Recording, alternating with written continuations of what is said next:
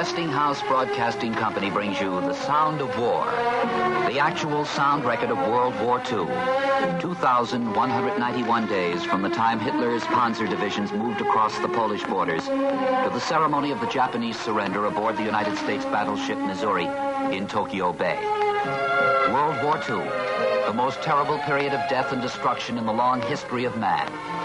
World War II, a drama preserved for all time through the medium of radio. An era never to be forgotten. Tonight, the Fall of France.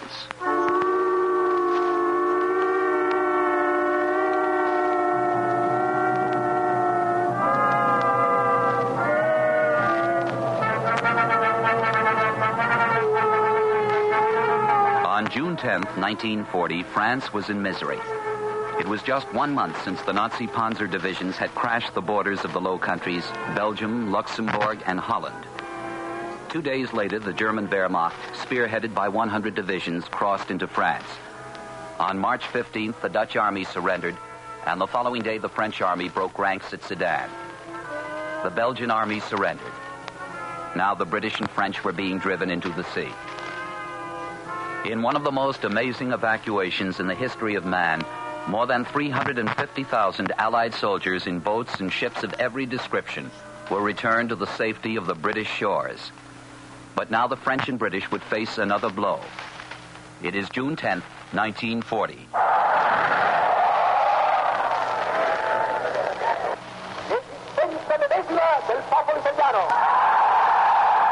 Mussolini began. Combatants on land, sea, and in the air. Black shirts of the Revolution and of the Legion. Men and women of Italy, of the Empire, and of the Kingdom of Albania, listen. An hour, signed by destiny, is ticking on the skies of our country. An hour of irreparable decisions. A declaration of war has been given to the ambassadors. To the ambassadors of France and England.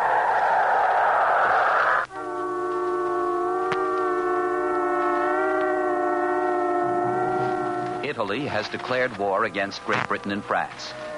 In the United States, President Franklin Delano Roosevelt spoke. The people and the government of the United States have seen with the utmost regret and with grave disquiet the decision of the Italian government to engage in the hostilities now raging in Europe. More than 3 months ago, the chief of the Italian government sent me word that because of the determination of Italy to limit, so far as might be possible, the spread of the European conflict, more than 200 millions of people in the region of the Mediterranean had been enabled to escape the suffering and the devastation of war. The government of Italy has now chosen to preserve what it terms its freedom of action and to fulfill what it states are its promises to Germany. In so doing, it has manifested disregard for the rights and security of other nations, disregard for the lives of the peoples of those nations which are directly threatened by the spread of this war, and has evidenced its unwillingness to find the means through pacific negotiation for the satisfaction of what it believes are its legitimate aspirations. On this 10th day of June, 1940, the hand that held the dagger has struck it into the back of its neighbor.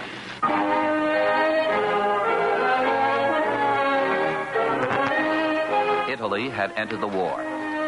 Italy, traditional friend of Great Britain. Italy, an ally of the United States, Great Britain, and France in World War I. Italy, whose many sons had crossed the ocean to become bulwarks of American civilization. Italy, a nation steeped in the lore of freedom. Italy, the nation that produced Garibaldi and Cavour. Italy,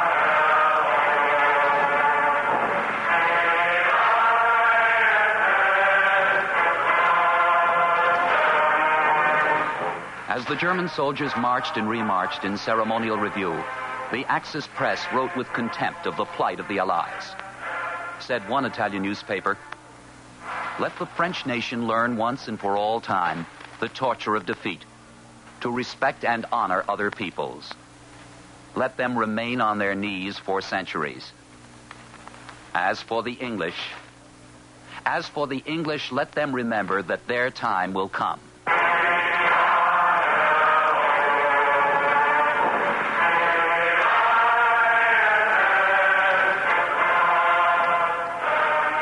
Now Great Britain was alone. Unusual proposals sprung from the Empire to ensure the continuance of the French nation in the conflict. The British proposed that one nation of Great Britain and France be formed with a single effort, a single force be realized, that thus so joined, they...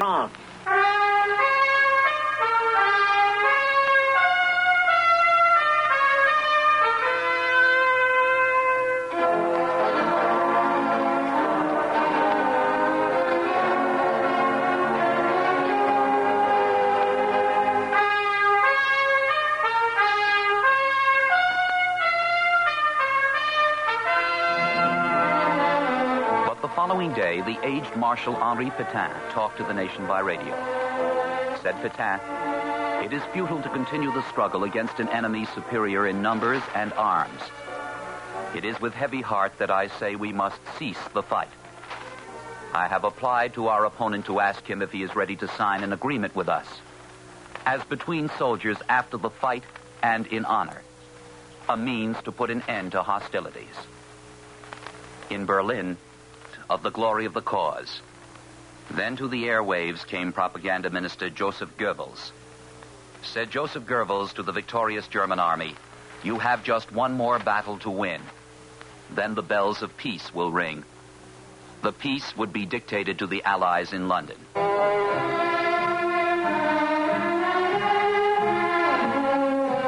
And from London in the terrible hour came the Prime Minister, resolute, determined, majestic.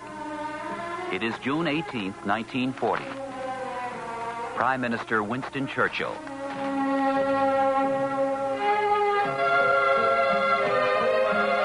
During the first 4 years of the last war, 1914 to 1918, the Allies experienced nothing but disaster and disappointment. That was our constant fare.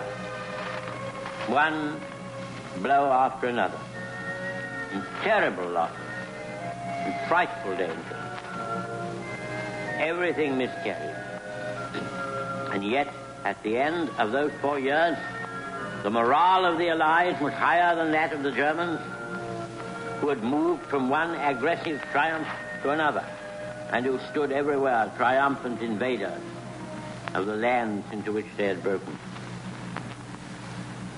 During that war, we repeatedly asked ourselves this question: how are we going to win?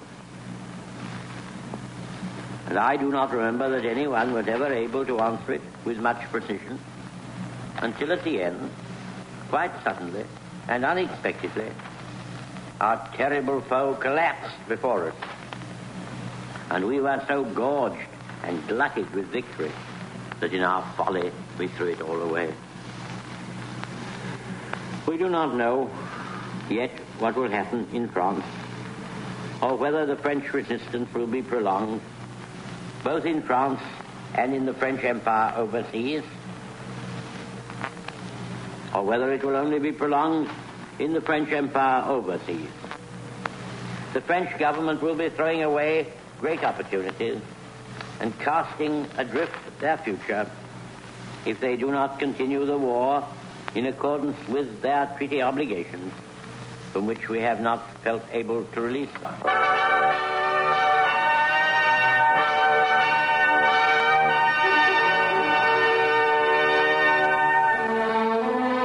And as the Prime Minister called for Great Britain's finest hour, the darkest hour in the history of France would be unfolding. It is June 21st, 1940, the place, the town of Compiègne, France. The situation, the signing of the peace between Germany and France. The place, a town 45 miles north of Paris. the town of Compiègne. Compiègne, the final humiliation of France. Compiègne, where on November 11th, 1918, Marshal Ferdinand Foch had dictated the surrender terms to the Germans at the end of World War I. The scene was a strange one. Compiègne would now become the surrender place of the French. From the relics of World War I, the Germans had gathered the same railway car used in 1918 for their surrender. It would be used in the surrender ceremony today. The French had built a museum near the surrender site. One monument to the days of 1918 read, "To the heroic soldiers of France, defenders of our country and of right, glorious liberators of Alsace-Lorraine." Another inscription of a monument read, "Here on the 11th of November, 1918, succumbed the criminal pride of the German Empire, vanquished by the free peoples which it tried to enslave."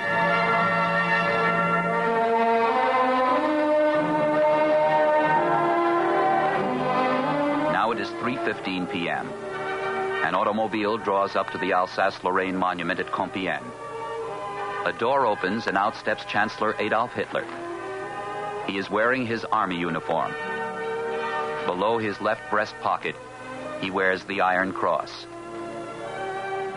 Accompanying the Führer are Marshal Hermann Göring, second in command, and Rudolf Hess, his third in command.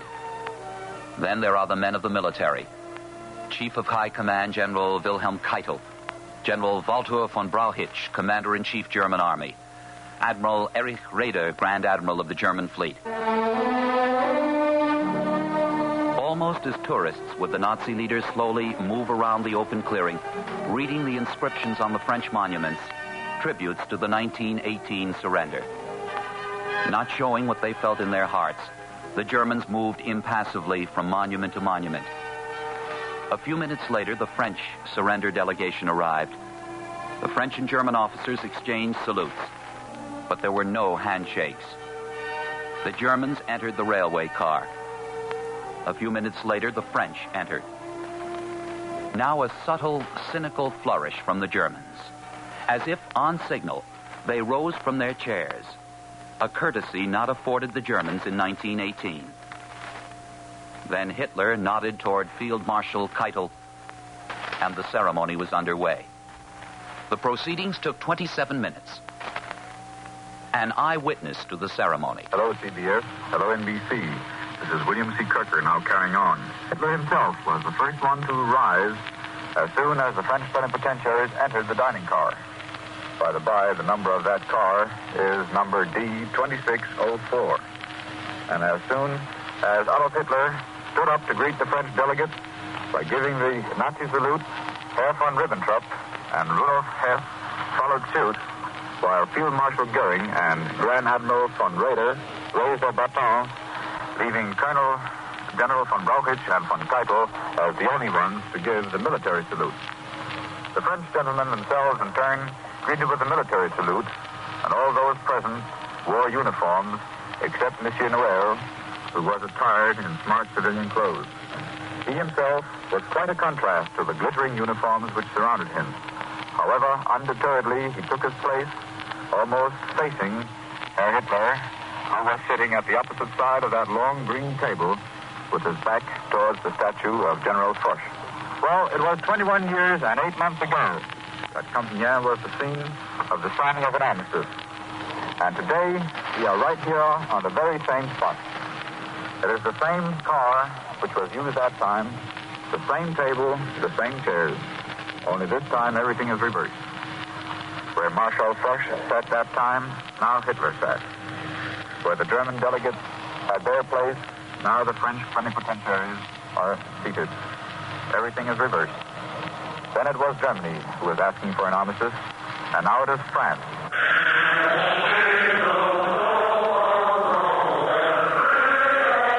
Deutschland, Deutschland über alles.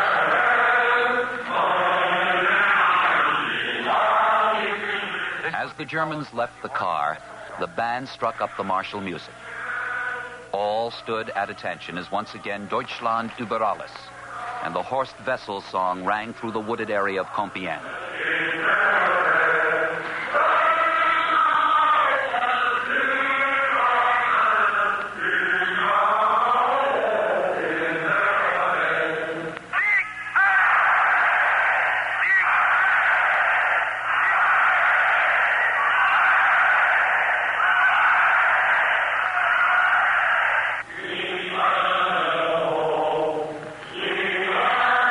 The French delegation was headed by General Charles Hunsiker. He informed the Germans that their terms were hard and merciless, more severe than the terms the Allies had imposed on Germany in 1918. The Germans were adamant. Within 24 hours, the French signed the instrument of surrender. The terms: the demobilization of the French fleet, the turning over of all anti-Nazi Germans residing in France, the conditions that any Frenchman caught while fighting with another country against Germany would be shot. And finally, the most tragic term of all, that French prisoners would not be released until the conclusion of peace. General Weygand, who agreed to this term, believed the British were just a few short weeks from complete defeat. History, however, records that General Weygand condemned 1.5 million French prisoners to Nazi prisoner camps for 5 years.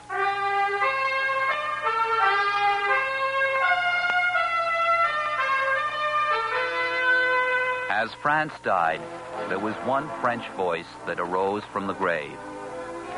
It belonged to General Charles de Gaulle. Said General de Gaulle, "France has lost a battle, but France has not lost the war." 5 years, 2 months, and 13 days later, France would live again.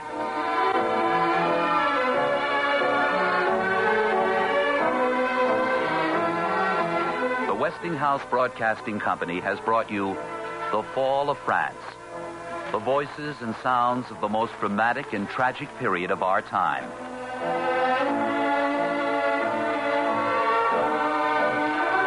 This program was written, produced, and directed by Bud Greenspan. My name is David Perry.